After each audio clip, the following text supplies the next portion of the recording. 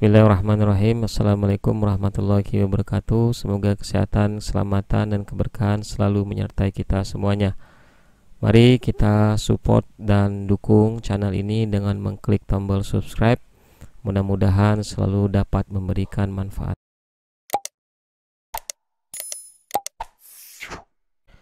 Tema kita pada kali ini adalah tentang normalitas data dengan SPSS.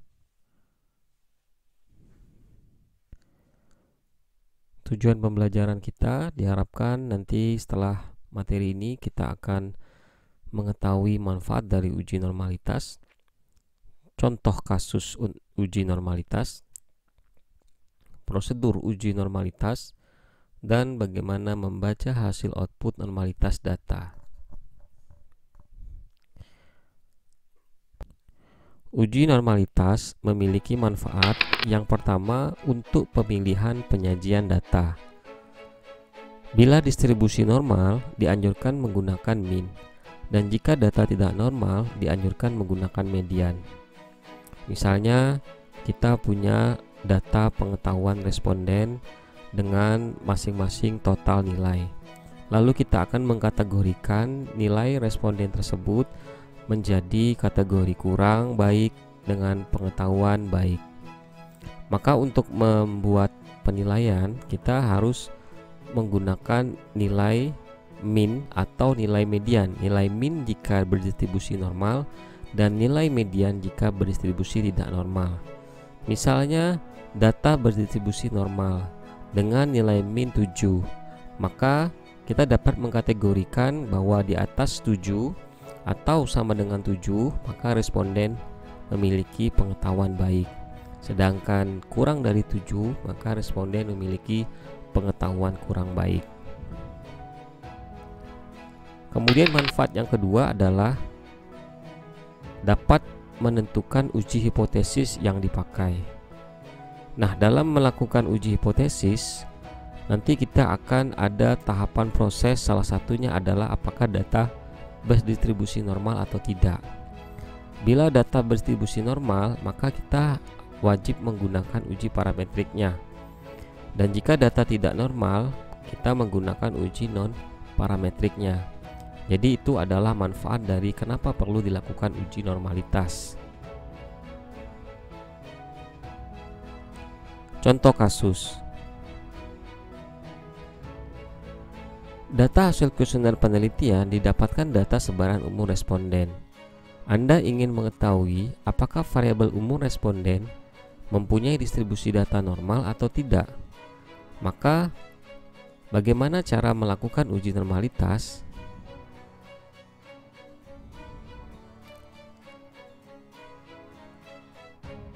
Prosedur uji normalitas. Prosedur uji normalitas yang pertama adalah kita melakukan klik analyze, kemudian pilih deskriptif statistik, klik explore, masukkan variabel ke dalam dependent list, kemudian kita klik plot, aktifkan faktor level together pada box plot, dan aktifkan histogram pada deskriptif, dan aktifkan normality plot with test. Klik continue, oke. Maka hasil normalitas akan keluar.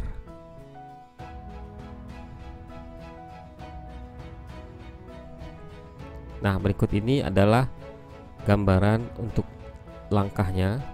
Klik analyze, kemudian pilih deskriptif statistik, pilih explore, kemudian masukkan variabel yang ingin kita lakukan uji normalitas, pilih plot, aktifkan faktor level together, histogram, kemudian normality plot with test, klik continue, dan oke.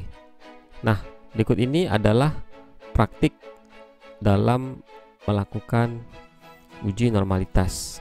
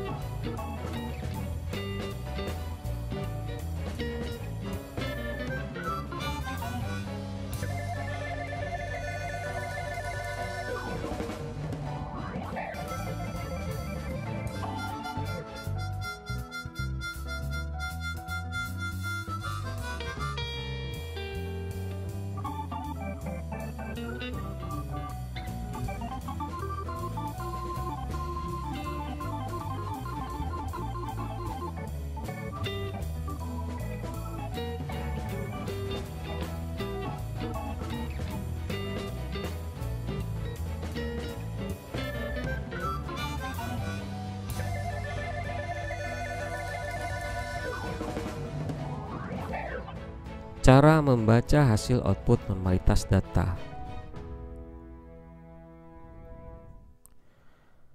Berikut ini adalah tabel parameter penilaian distribusi data normal atau tidak. Jadi untuk melihat data tersebut berdistribusi normal atau tidak, bisa dilakukan dengan dua metode, yakni metode deskriptif dan metode analitik. Untuk metode deskriptif ada beberapa parameter. Parameter koefisien varian, rasio skinis, rasio kurtosis, histogram, box plot, normal Kiki plot, detrended Kiki plot. Sedangkan untuk metode analitik, parameter yang bisa digunakan adalah Kolmogorov-Smirnov untuk sampel di atas lebih dari 50 dan Shapiro-Wilk untuk sampel kurang dari 50. Nah, bagaimana caranya menghitung koefisien varian? Yang pertama, untuk menghitung koefisien varian adalah dengan cara standar deviasi dibagi min dikali 100. Dikatakan normal apabila nilai koefisien varian kurang dari 30%. Kemudian bagaimana cara menghitung rasio skinis, yakni skinis dibagi standar error skinis. Dikatakan normal apabila data memiliki nilai rasio skinis min 2 sampai dengan 2. Kemudian untuk parameter rasio kurtosis, caranya adalah kurtosis dibagi standar error kurtosis. Dikatakan normal apabila nilai rasio kurtosis itu berada di rentang min 2 sampai dengan 2. Kemudian untuk melihat parameter histogram, yakni dengan melihat histogram, dikatakan normal apabila simetris, tidak miring ke kiri atau ke kanan, tidak terlalu rendah atau tinggi. Kemudian parameter box plot, caranya adalah melihat box plot. Dikatakan normal apabila simetris, median tepat berada di tengah dan tidak ada outlier. Kemudian parameter normal Kiki plot, caranya adalah dengan melihat Kiki plot. Dikatakan normal apabila data menyebar sekitar garis. Parameter descended Kiki plot, caranya adalah melihat descended Kiki plot. Dikatakan normal apabila data menyebar sekitar garis pada nilai 0. Untuk metode analitik, kita bisa melihat di signifikan Kolmogorov-Smirnov untuk sampel lebih dari 50. Dikatakan normal apabila nilai P atau nilai signifikan lebih besar dari 0,05. Sedangkan untuk sampel kurang dari 50, kita dapat melihat nilai signifikan Shapiro-Wilk. Dikatakan normal apabila nilai signifikan atau nilai P itu lebih besar dari 0,05. Berikut ini adalah hasil output dari uji normalitas data.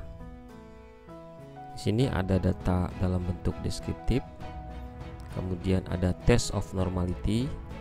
Di sini kita bisa melihat dengan metode analitik, Kolmogorov-Smirnov atau Shapiro-Wilk.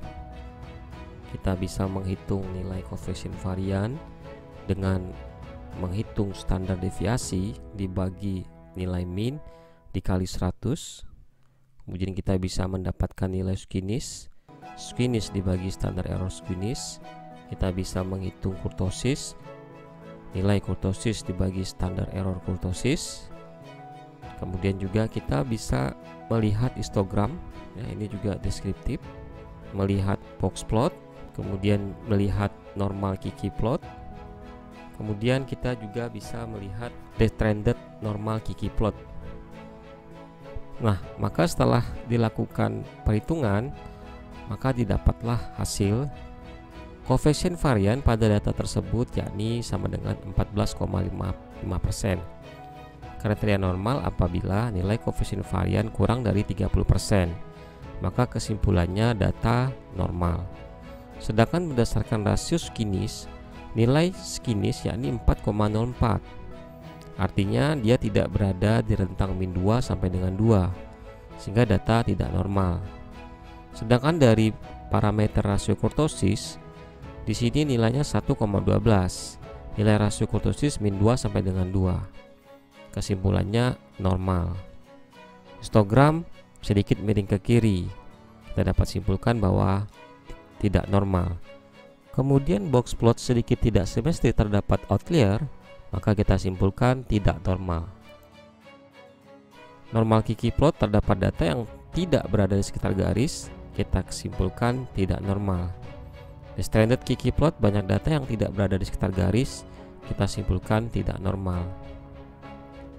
Sedangkan berdasarkan analitik karena sampelnya lebih dari 50, maka nilai signifikannya adalah sama dengan 0,000. Artinya dikatakan normal apabila dia signifikan atau p-value-nya lebih dari 0,05. Sedangkan nilai p-value data tersebut adalah 0,000, kurang dari 0,05. Sehingga dapat disimpulkan bahwa data tersebut tidak normal. Jadi kalau kita lihat kesimpulannya dari beberapa parameter, ada hampir 6 parameter itu mengatakan tidak normal dan ada 2 parameter mengatakan normal.